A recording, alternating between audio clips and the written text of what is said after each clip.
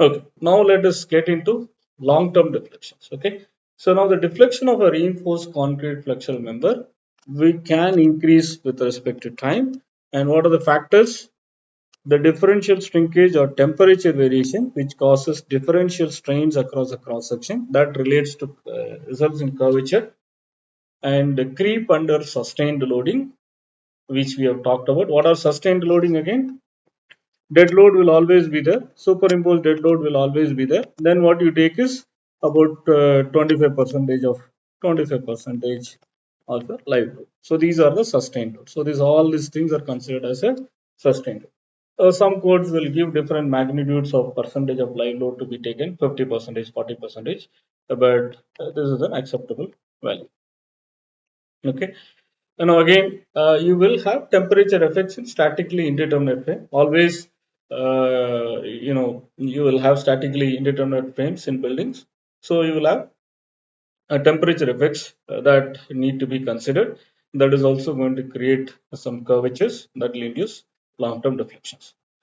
Now, it is very important to note that the combined long-term deflections due to creep, shrinkage, and temperature may be as large as 2 to 3 times short-term deflection due to dead and live loads. Okay, so whatever short-term deflection that we are getting, your long-term deflection can be 2 to 3 times that of what you're getting for short-term deflection. So we need to be very careful about creep, shrinkage, and temperature effects. Now let us see what happens to due to shrinkage. Now you can see that if your amounts of compression steel and tension steel are different, then you will end up with concrete wants to shrink. Now if you have equal amounts of steel, that will restrain that shrinkage. You will not have any differential shrinkage. But when the amount of steel on the compression side and tension side is going to be different, then you will have a differential shrinkage like this. Then you will end up with, for example, for the case that we have considered here, if I take the small zoomed portion and I look at it, you'll find the top compression fiber has reduced its length. So how much it has gone? So this is the reduction in your strain. So when I add all of them, those are called shrinkage strains. Okay, and in this process you will also have some strain on the steel as well. So now how do I get curvature due to this shrinkage? It is basically the slope is going to be differential strains divided by the effective depth. Okay, that is your curvature. Curvature we always know. If I know the strain profile, then we can calculate the slope of the strain profile. That is your curvature. So in this case, it will go like this. So basically the difference divided by the effective depth, which is the distance between this top fiber and the steel location, is nothing but your effective depth. When you do that, you get your curvature due to shrinkage, right? So you can see here, you can also have other in cantilever when you look at it. So you will have exactly the other side. Again, when you zoom this portion, you will have again curvature like this. So in both the cases, when your amounts of tension steel and compression steel are different, you will end up with differential shrinkage that will induce curvature. That the curvature, when it is present along the length of the member, then you will have deflection. So that we have to account for that. So that is what we are saying. So if you find that from this expression, if I take this epsilon, we have taken this, okay? So epsilon SH is the difference in strains divided by effective depth. So in this, if I take epsilon SH by D out, then I can write that as 1 minus epsilon ST by epsilon SH, okay? Or in other words, I can write in terms of epsilon SH by D times K, where K factor is nothing but 1 this we are taking this to this. So what I should do, K will be equal to 1 minus epsilon ST by epsilon SH. Okay, the whole thing I have taken uh, D by D. So that would be your K factor. Okay, so that's what we are going to have. So if you write this in a different format, so K will be like this. Okay, so it is always we are relating to the overall depth. So now what is the ratio usually between D to D? And you know that it will be roughly 0.9. Okay. So roughly point, approximately it will be zero point 0.9 most of the cases, right? So because we keep the cover as 10% of your overall depth. It's a good way to calculate what is the effective depth to the overall depth ratio. Right, so that is why it's a basically simplification for explaining curvature in terms of these values. Okay, right? So then what I can do, so K becomes like this. So what we can do, the curvature due to shrinkage can be written as some factor which is K4 multiplied by epsilon SH by D. Now this epsilon SH and epsilon CS is one and the same. So epsilon SH, that what we have seen here. So this is your epsilon SH, that the top fiber that is undergoing shrinkage. That is your compressive strain at the top fiber, right? So epsilon SH can be epsilon SH is equal to epsilon CS. Okay, so you can take this, write this curvature due to shrinkages epsilon CS by D into K4. K4 is a factor that is basically accounts for this 1 minus epsilon ST by epsilon S divided by D by capital D. Now this epsilon S CS, the ultimate shrinkage strain, the code is giving some value as 0.0003. You can take 0.0003 for calculating the shrinkage curvature. Now, how that K4? K4 is a factor. We said this is the factor. Okay. That again depends upon what is the amount of compression steel and tension steel difference that I have. If I have same steel level of steel at the compression and tension side, it is not going to allow the concrete to undergo differential shrinkage. So your curvature due to the differential shrinkage will be zero. So that's what people have done some testing, and these equations were derived based on the experimental measurements. These are basically, if you look at, if PT equal to PC, then this thing will become zero. Okay, so there will not be any K4. So your curvature will become zero when your PT is equal to PC. Now, what is PT and PC? We have already seen. What is PT? It is 100 AST by BD. This is a percentage of a tension steel. What is PC? Again, 100 AST AC by BD. Okay, which is a percentage of compression steel. Right? So these are the factors. So you get different values for K4. When the difference between PT and PC is between 0.25 and 1, you can use this equation to find K4. When it is more than 1, then you can use this equation. These are all based on empirical fits, based on the test measurements on beams and slabs.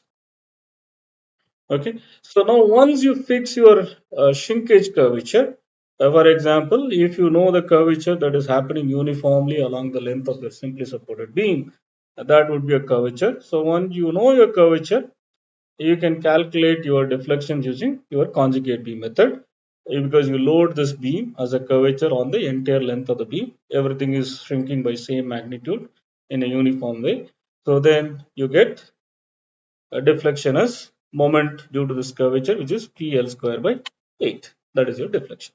And from conjugate beam method, we know that when you load the conjugate beam as a curvature and we take moment, that will be basically a deflection. So for this uniformly distributed curvature, what would be the moment? It will be curvature times L square by 8. So that is what we are getting it as deflection due to shrinkage.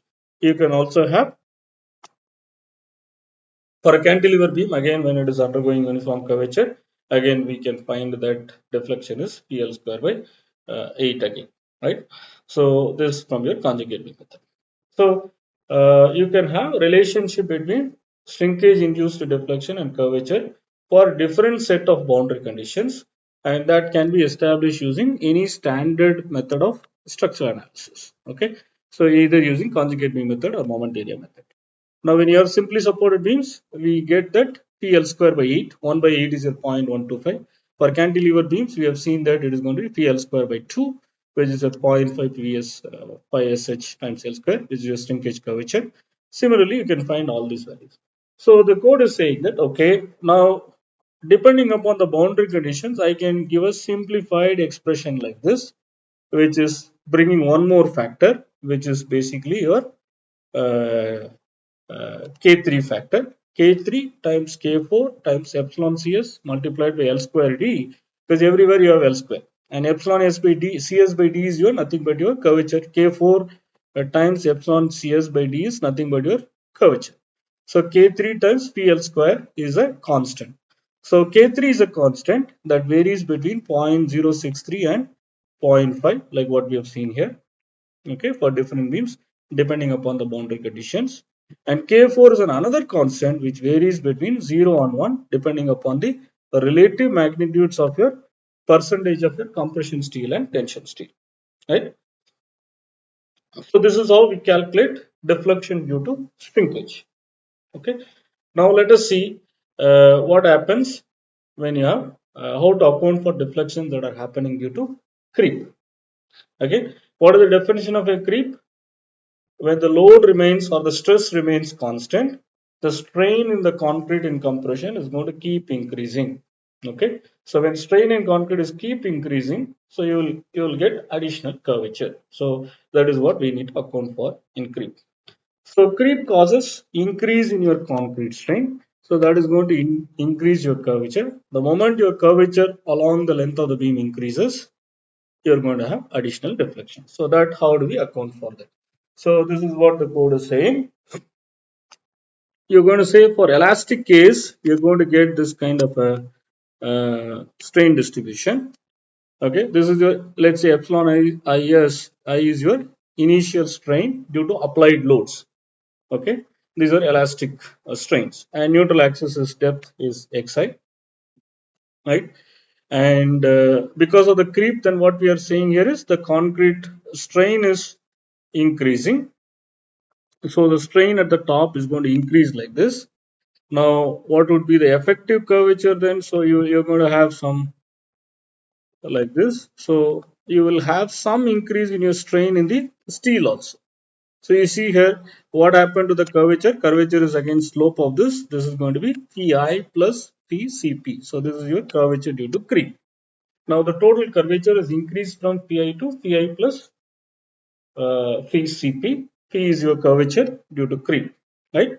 So now how do we account for that? So we have seen that due to creep, the strain in the concrete on the compression side increases, due to which the strain on though to satisfy the equilibrium condition. Now the neutral axis depth slightly has to change. So because of that, the strain in the tension steel also is going to change, right? So that is what we are seeing here. Now the stress in the concrete is going to go down. Okay, so your neutral axis depth has to slightly become more or less. Okay, so in that case, okay, so you will have additional reduction in neutral axis, reduction increase in your neutral axis. So basically, you have to have, so increase in compression strain causes increase in stress in the compression steel, and that reduces creep strain in your concrete. So in fact, by putting compression steel, you can reduce this epsilon Cp. Okay, why?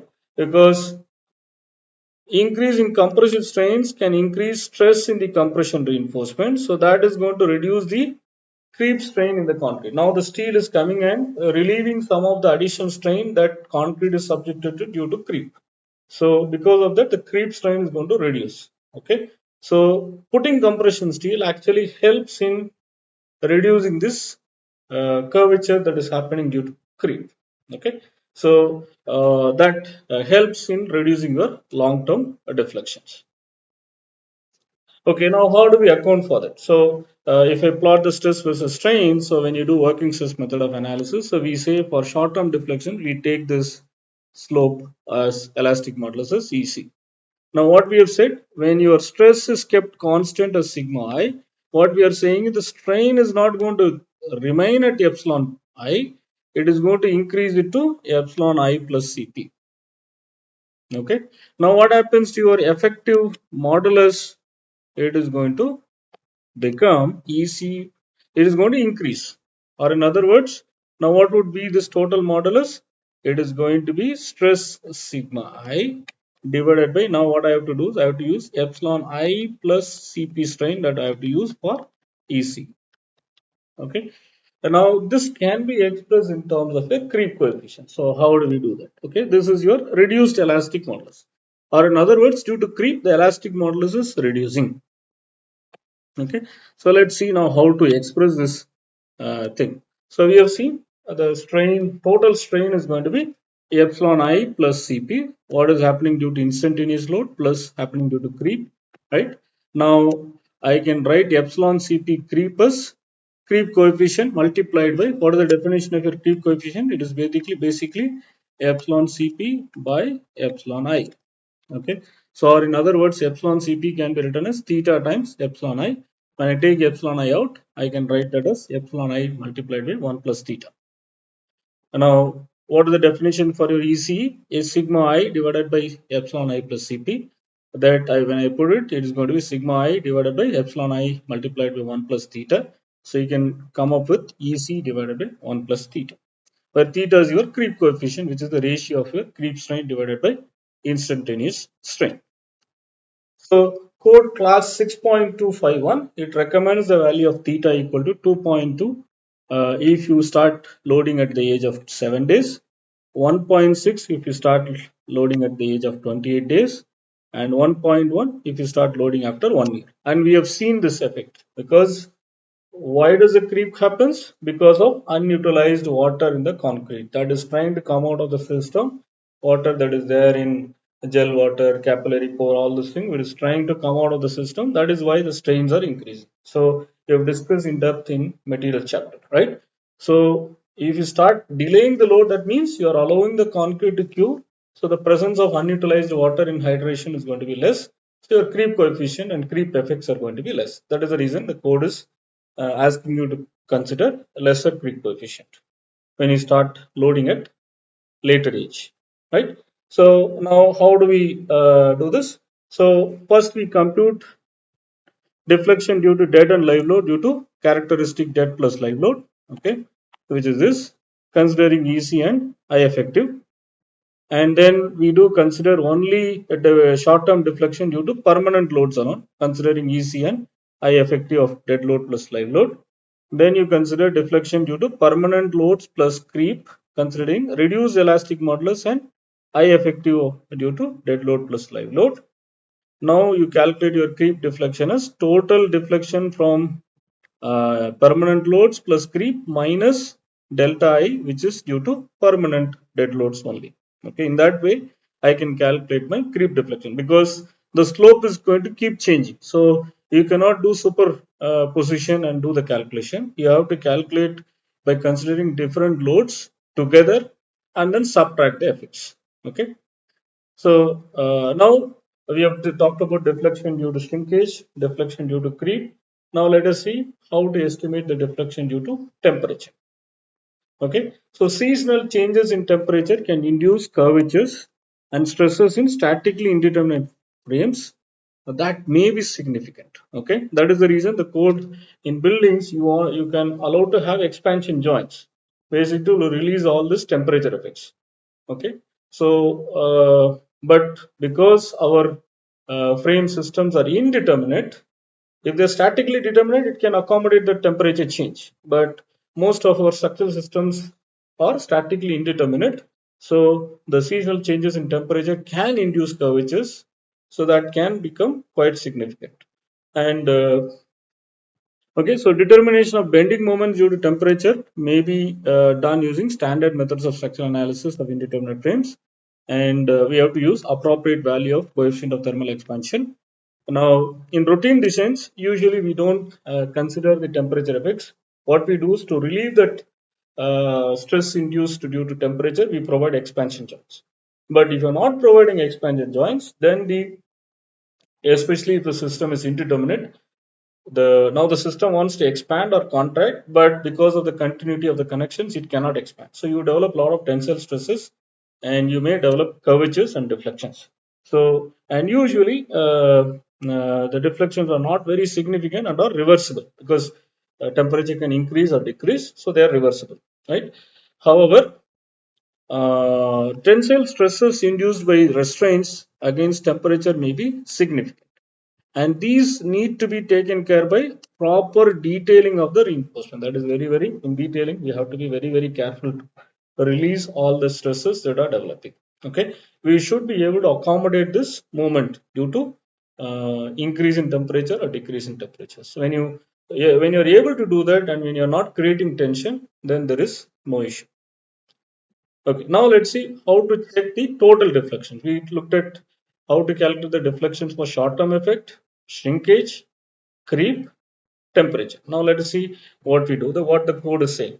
Now, deflection due to dead load plus, that means dead load plus live load plus long term should be less than L by 250. Let's say if the span is 5 meter, then it should be 5000 divided by 250. Okay, in mm.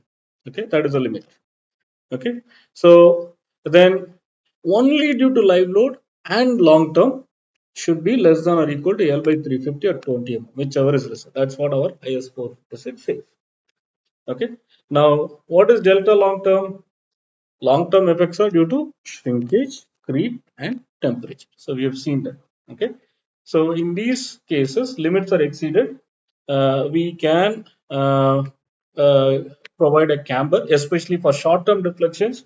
Providing a camber will help. Okay, let's say especially when you have a cantilever systems, a very long span, so you try to provide a camber, upper camber, so that your dead load it will come and it will become horizontal when it is in service. Okay. Otherwise, what we have to do is that we have to revise the design by enhancing the member's depth and thereby stiffness. Okay, and we know that moment of inertia is going to increase when your depth is increased. Right. If there are constraints on the cross-sectional dimensions, then the grade of concrete can be increased. Alternatively, what we can do is we can reduce the effective span or loading on the member. Somehow we have to reduce. Okay, if there is a constraints, depending upon what kind of constraints you have to choose an appropriate solution. And again, we have seen providing compression steel greatly will reduce deflections, especially due to shrinkage and creep, which we have seen that. Okay, so providing compression steel also greatly helps in reducing the deflections. Okay. Now let us see what are the IS code provisions that exist for tackling this deflection calculations. Okay, so control of deflection. So if you go and look at class 23.2, it says that the final deflection due to all loads, including effects of temperature, creep, shrinkage, measured from as-cast level of supports of floors roofs, cannot exceed span by 250. That's what we said. That means all the deflection, dead load, live load, superimposed loads, temperature, creep, shrinkage, everything when you add up, it cannot exceed more than span by 250. Now, the next provision is also there. The deflection, including temperature creep shrinkage, occurring after the erection of partition. That means live load plus temperature creep and shrinkage. When you do calculations only for that, that cannot exceed span by 350 or 20. Okay. So this is easy after the erection of partitions and application of finisher. That means only due to live load and long-term effects, it cannot exceed more than span by 350 or 20 mm. Okay, and always we have seen that explicit or direct deflection calculation is lengthy and laborious for normal building design. So because you have a lot of variability. Okay, and even in lab experiments, getting accurate estimate of deflections by analytical calculations is very difficult. Okay, so again, the condition of service loading and many other factors are not precisely known at the design stage. Okay, so you may design for a certain service load, but over the years, the functionality of the building may change, and it might have been overloaded in the past. So you don't know exactly what is the effective. That is the reason British code and other codes also ask you to check for a cracked condition. Now let's look at now simply supported beam with an uniformly distributed load. So we know the moment is going to be the maximum moment is WL square by 8 and deflection is 5 by 384 WL44 by EI. Right. Now why we are writing here is why is that code is asking us to limit L by D ratio for satisfying deflection requirements. Now on the critical cross section, what are the stresses? Stresses a moment can be expressed as stress multiplied by section modulus. If I limit your maximum tensile stress to some value F, then moment I can take is F into BD square by 6. Now, if I write moment, or in this case as maximum moment as WL square by 8, if I take that as F equate to that the F into Z, then I can write my uniformly distributed load as a function of your stress and your D by L whole square, right? So basically, we are doing some simple uh, simplification to express W in terms of D by L. Okay, so we know. Now, for this case, we know delta is 5 by 384 WL power 4 by EI, and delta again, if I'm expressing for this W, what is the value that we've chosen, then delta can be written as like this. All I'm doing is that small w, whatever that we have expressed in terms of stress and D, capital D by L, that we are plugging in, and we are writing deflection in the form of a stress and D by L. So when you substitute and simplify that, delta by L can be expressed as a some constant multiplied by L by D. Okay, so you can see now we can also write this as delta by L is equal to some constant K multiplied by span to depth ratio, right? So that is the reason for a given elastic material, if L by D ratio is kept constant, then the ratio of deflection to span will remain constant. So that is the reason for controlling the deflection, the code is asking us to limit L by D ratios. Now L by D means small depth we take, and we know that D is, or a small d is usually for flexural members, we take it as 0.9 times d. So L by capital D or L by small d is one and the same. Okay, so by setting the limit to of ratio of span to depth, the deflection will be limited to a given fraction of your span. That is the reason the code is restricting several members within certain L by D ratios. Okay. Now, what are the values that are given? There are some basic values that the code is suggesting. Now you can see the vertical deflections may be assumed to be satisfied provided the span to depth ratios are not greater than the values that are listed below. What are those values? For spans up to 10 meters only. If you're going more than 10 meter, you have to apply some modification. Up to span meter for uh, a cantilever beam, so you have to L by D ratio is kept to be less than 7. For simply supported, L by D ratio should be less than 20. For continuous, L by D ratio should be less than 26. Okay. Now you may have one end simply supported, other end continuous. Then you can take an average value of 23. Okay. Now, when the spans are becoming more than 10 meter, now you apply a factor called modification factor for span. Okay. So, for spans above 10 meter, the values can be multiplied by 10 by span. So, what is it? So again, these are your reducing this value. Okay, so this L by D ratio, whatever that is suggested, let's say for simply supported, now I'm designing a 15 meter span. So now what will happen for 20 has to be changed to 10 by 15. So, or in other words, it should become basically how much, 200 by 15. So it is going to be lesser than 20. So you have to go for allowable limit of L by D ratios now getting reduced as the span is increased. Okay, so this is your modification factor for span. Now there are also other modification factors. Let us see what are those. Why is it we have to put these modification factors?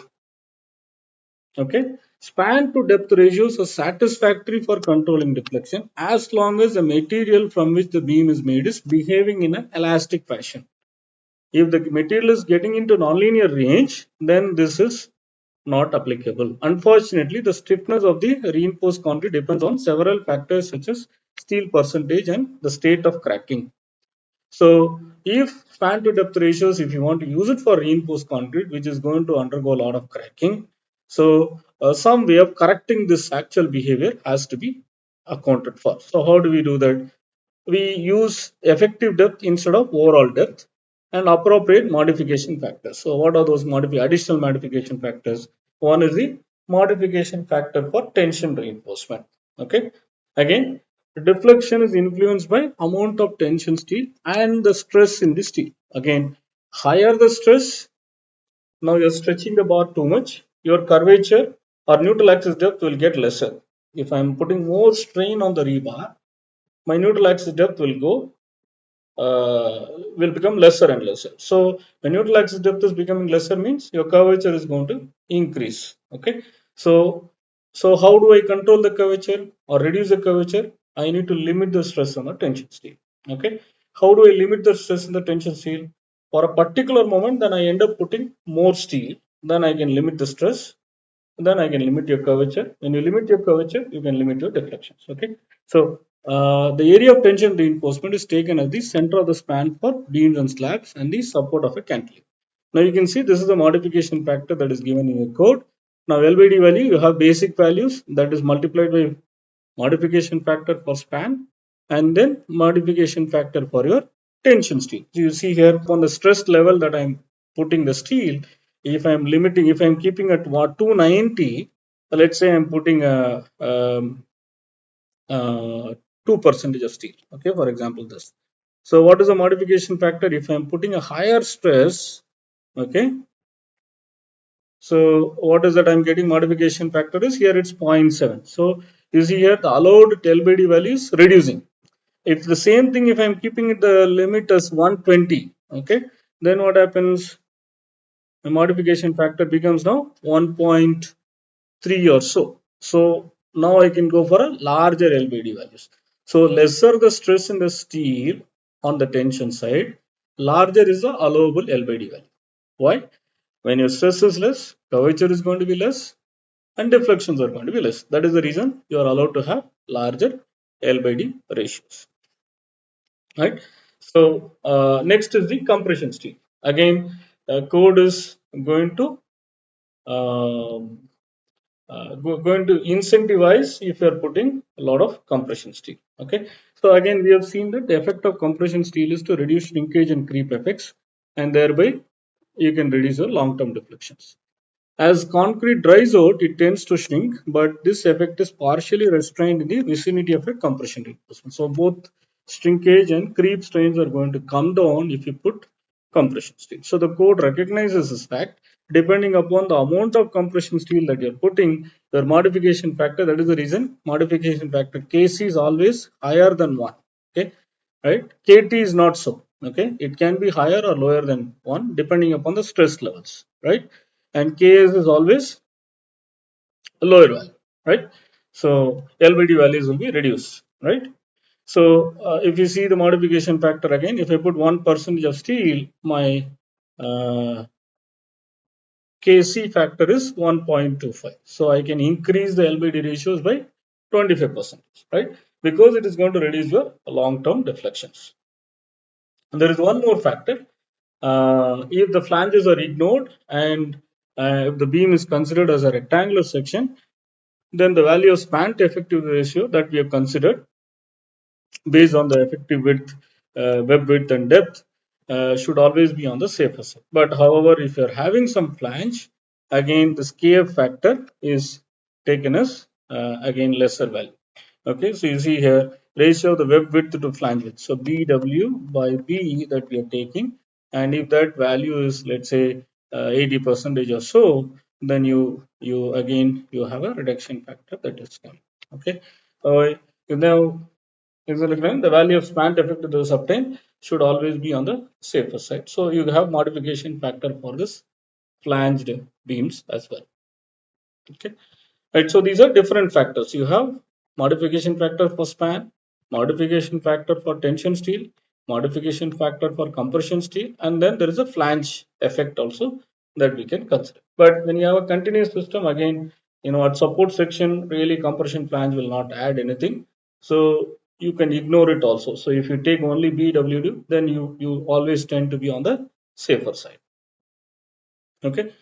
Okay. So in addition to that, we also need to have check for slenderness limits for beams to ensure lateral stability, because the beam can undergo lateral bending as well, and it can buckle in due to lateral bending. Okay. So that is the reason what we are saying. A simply supported or continuous beam shall be proportioned so that the clear distance between lateral restraints do not exceed 60 B or 250 B square by 2.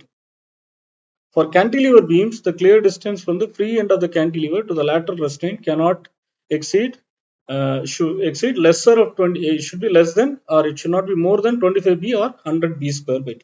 that D is your effective depth and B is your breadth of your compression phase. Because again, it is to ensure lateral stability for the beams. Okay, so that is also we have to take into account.